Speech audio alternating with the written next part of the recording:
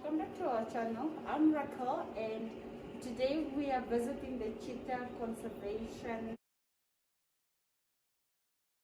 So guys,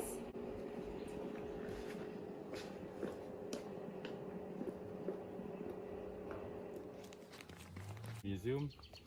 So yeah, so these are the 4 ambassadors that you guys saw on the video.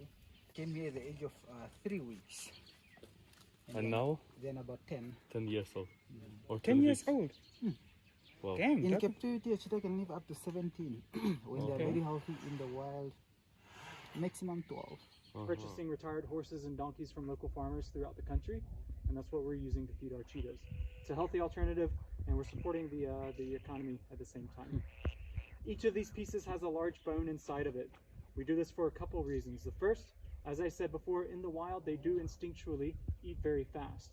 And though they're safe here at CCF, no one's going to steal their food from them. That instinct is very strong, and they still have a tendency to eat very, very quickly. So the bone kind of forces them to slow down and take a little bit more time to eat their food. Additionally, their skulls and their jaws aren't actually strong enough to crush and eat these larger bones. So once they're done with all of the meat, they will continue chewing on the bone for a little while, which they really enjoy, and it's really good for their teeth. It keeps their teeth clean, like a toothbrush. You see the whitish powder on each of the pieces? So in the wild, cheetahs, in addition to the meat, they're going to be eating the organs of the animal, so like the heart, liver, lungs, kidneys. In addition to some of the smaller bones, so like the ends of some of these rib bones, they will actually be able to crush and eat those. And all of these parts of the animals together provide all of the minerals and nutrients that are really important for them. Because we are feeding butchered pieces, they're not getting all of that variety every single day. So we are supplementing their diet with this powder, and it's a vitamin and nutrient and mineral supplement that kind of takes the place of those other bits. It's very, very important that they get this supplement because the meat doesn't provide that sort of material to them, and it's very essential to their diet. And lastly, we are feeding our cheetahs out of these bowls, which might seem weird or unnatural for us to be feeding these wild animals out of large dinner bowls. But in the wild, when a cheetah makes a kill, they're going to start eating from a single part on the carcass. And as they're eating, it ends up carving kind of a natural bowl shape out of the side of the animal. Cheetahs are cats, and if you might know that cats are very picky eaters. They don't like their food getting dirty. So by eating in this way, they keep their food very clean because the meat's always up off the ground. It's never getting covered in the dirt and the sand. So they kind of have that natural bowl shape in the wild. And here at CCF, if we were just putting these pieces on the floor, it would get covered in the dirt and the sand, and the cheetahs might not eat. And if they were to eat it, they would be ingesting all of this loose material that they can't digest. And eventually that could lead to an intestinal blockage, which can be very bad for them, and it can even be lethal. So it's very important for them to have a clean surface to eat from. And the bowls are perfect for that because it provides that clean surface while mimicking the carcass of the animal in the wild. So as you'll see here, the cheetahs, they do keep their food inside the bowls. With the exception of these rib pieces, they might struggle with the rib pieces just because the ribs are a bit bigger than the bowl. So they might end up taking the pieces out. But generally, the cats are always eating out of their bowls. We're going to start feeding, and once we get started, the cats are going to get very excited. So we're just going to go ahead and feed all of the cats at once, and I'll be around to answer any questions you guys have, all right? One question, please. Yeah, of course. Some have more bones, some lesser. Why? Yeah, so we feed the entire animal, so the entire horse or donkey, we feed all parts of the animal to the cheetahs. But obviously, if one cheetah finishes before another cheetah, he might try and steal the other cheetah's piece. So whenever we're feeding groups, we are trying to make sure that each group is getting relatively the same size with the same type of bone, right? So that way all of the cheetahs kind of finish their piece around the same time, and that way we can reduce the amount of fighting that we might have between the cats when they're done eating. For example, if we were to take these easy pieces that's got a smaller bone with a lot of meat without much bone there, and one of these rib pieces together in the same group, whoever's eating the rib is going to take a lot longer than the guy eating that easy piece. So that cheetah would finish first and try and steal the rib from the other cheetah. So we feed every group of cats gets every single type of piece. It's just at a particular time, we're trying to feed the same type of piece. All right? Yeah, we did flip it over. Sometimes they get, as you can see, that that's fine. They're very excited, so.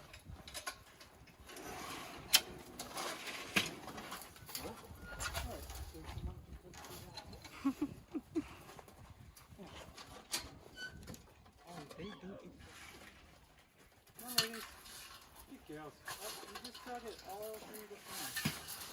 So you can go ahead and put this down here. Here, lady. Because they only have canines. Nope, so they're not struggling. They're doing this on purpose. So obviously the carnivores, they have the long canine teeth. Yeah. But those teeth are really just used for grabbing things.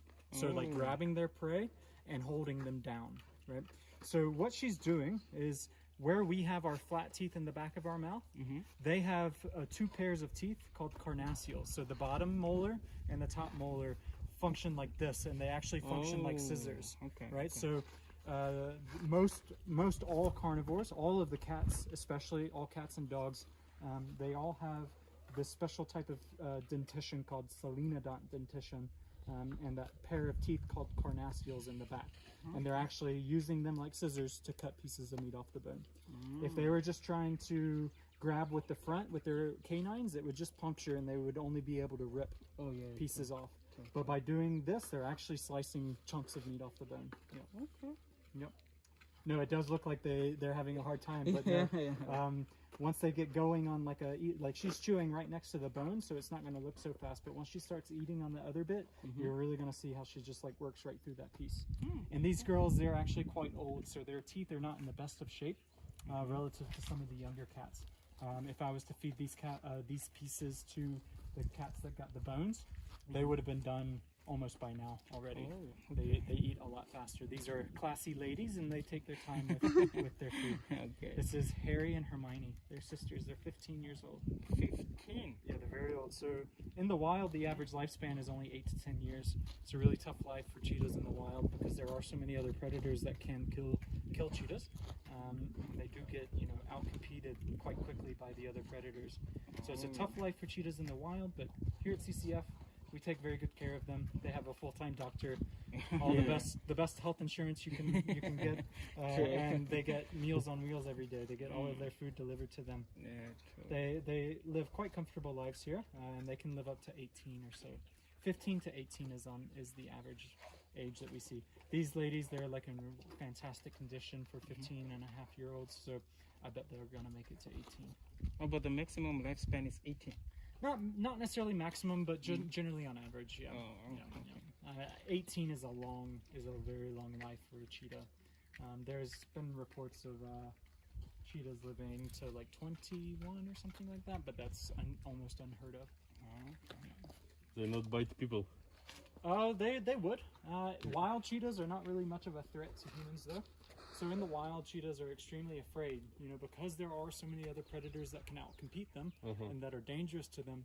Cheetahs have this natural instinct to always run away when it comes to conflict. So if they see a leopard, they see a lion, they see a whole bunch of jackals or anything like that, they're just going to run away to make sure that they don't get hurt. As you can see, their legs, they're very thin, they're very slender bodies, they have a very fragile build. Everything about the cheetah is built for speed. It's not built for fighting. And their claws are always out. All the other cats in the world, their claws retract, so their claws stay very nice and sharp. So cheetahs, they don't hold up well in a fight. So but they are the fastest land animal in the world. So their response is to just run away. So when it comes to a human, they're certainly afraid of us.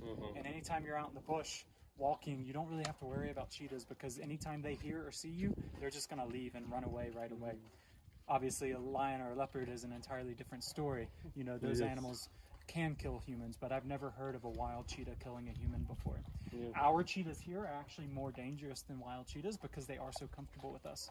So there is a chance for us to get bit by them if we're working free contact. We don't provide any sort of experience between cheetahs and our visitors. It's actually illegal in Namibia for us to provide hands-on interaction with the cheetahs here. This is actually a requirement by law, having this distance between the cheetah fence and the human viewing area. This is a requirement by law. And Namibia doesn't want anyone touching cheetahs or anything like that. And even for our staff here, it's only myself and the people that are here to work with these animals that might have free contact work with these animals. But like if I was to walk inside here with these girls, they would get up and run away. They wouldn't let me get close.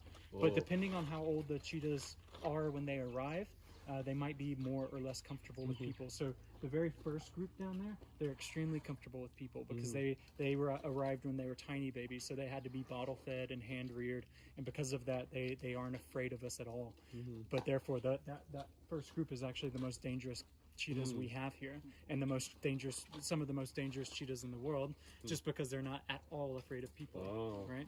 You know, so they're very sweet, they're very nice, but they're still wild animals and they're predators. You know, and you don't know always how they will think. Yeah, exactly. You're not sure. You know, you always hear you hear about the stories of people getting eaten by their pet tiger or their pet lion, or mauled by their pet leopard or whatever it is. You know, they might be sweet and wonderful and like very affectionate towards you, but in the end, they're a machine designed for killing.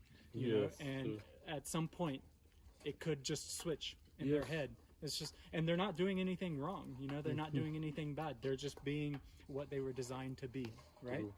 So we always respect the fact that, you know, these animals are wild animals, they are predators. So I never disrespect them for that. And therefore I've never had a problem, you know, I've never gotten injured by any of our captive cheetahs here. Maintaining that respect is very, very much important. Even though I raised those guys since they were small cubs, you know, they're like my children. I still always respect them for the fact that, hey, if they wanted to turn on me, it would be a completely normal thing to happen, you know? Yes, So because it's wild animals. they're wild animals, you know, they're not domesticated, so, you know, you can't treat them like a pet. That's what, as soon as people start doing that, that's when they get hurt, you know? True. And where they take in water? So they have dishes out in their enclosures where they can have water. So in the wild, cheetahs, particularly in this part of the world where, you know, we're in a desert, you know, we're in a very arid region. Rarely is there surface water naturally, right? So these animals exist here naturally, and predators exist here naturally. They get most of the water that they need from the blood of the animals that they're killing, right? So when they make a fresh kill, there's lots of blood inside that animal and there's lots of moisture there. These pieces are obviously not very bloody because they've been butchered. But in the wild, cheetahs don't necessarily have to drink water. They always will, because they never know when they're going to find water again. But they can survive just on the blood of the animals that they kill, which is quite cool, you know? Yes. It's quite interesting. Yeah. And after they done eating, you just opening and they just go out. And they're just going to go back out. So they're not sitting here? No, so they don't live here. These small enclosures are just for the feeding, and just for, like, if one of them is sick. Like, I had a sick cheetah the other day, so I, you know, inside the little house, I made sure that she had a hay bed, and I left her locked in here. That way I can watch her much closer, right? But beyond that, this would be way too small for a cheetah. You know, for a cheetah to be happy in captivity, they need big spaces, big spaces, because these animals they can walk 20 kilometers in one day. You know, so they naturally move and they move and they move. They need a lot of space. I mean, our enclosures are big enough, but it's only a tiny fraction of what they would be using in the wild. But something like this is not at all. Like, if these cats were kept in this, you would just see them walking in circles around this enclosure. Anytime you see animals like pacing like that, just at any point in the day, like, obviously our cats were pacing the fence line because they wanted to come in for food. But beyond that, you don't see them walking in circles or doing things that show us that they're very bored.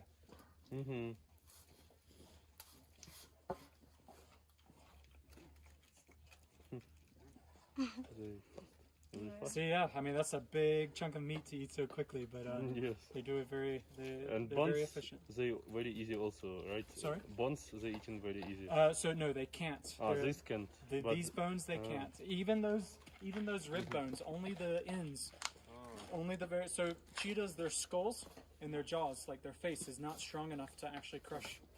So a lion or a hyena could easily crush and eat that bone.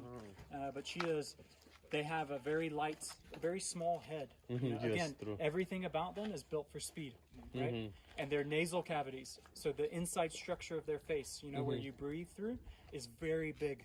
So a lot of the space within their head is open space for their sinuses, so that they can maximize the amount of air that they're transmitting through their body, right?